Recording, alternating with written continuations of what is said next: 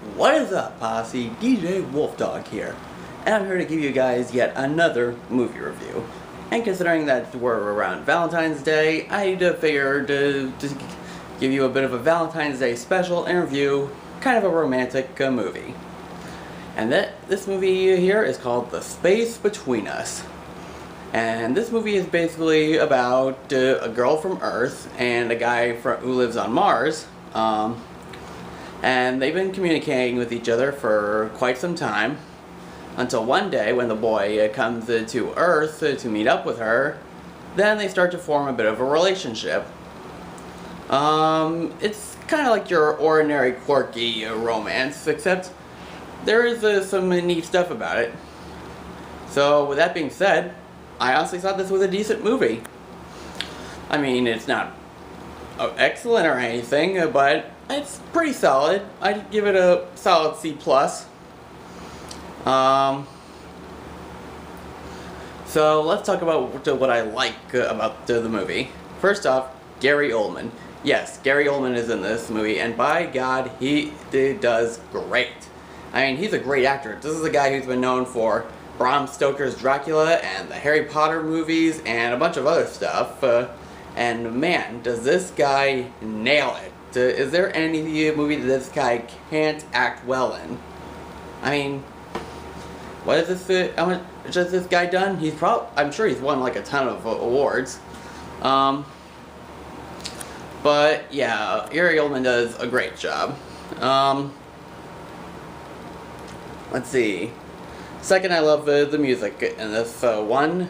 It is very emotional, very powerful. It kind of gives you the feels a little bit.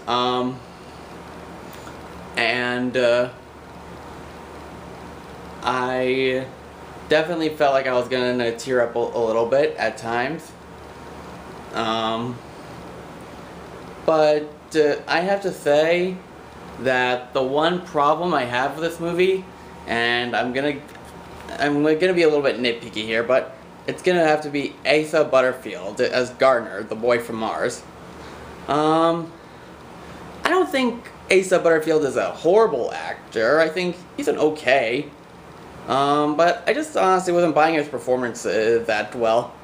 Well, I mean, it's not like Hayden Christensen bad or Tommy Wiseau bad, but it's just not the best, to be honest to it. But he gives an okay performance. What else is there? Oh yeah, let's talk about the romance here. Now, at first, they don't really like each other that much, but through some well-paced events, they start to develop a relationship and develop some feelings for one another, which would ultimately bloom into a romance. Now, that's actually pretty rare in movies these days, because normally in movies, couples would just see each other and it would be love at first sight. But not in this movie, or like in La La Land, where they didn't like each other, but then they started to develop a relationship over time. But that's the last movie review.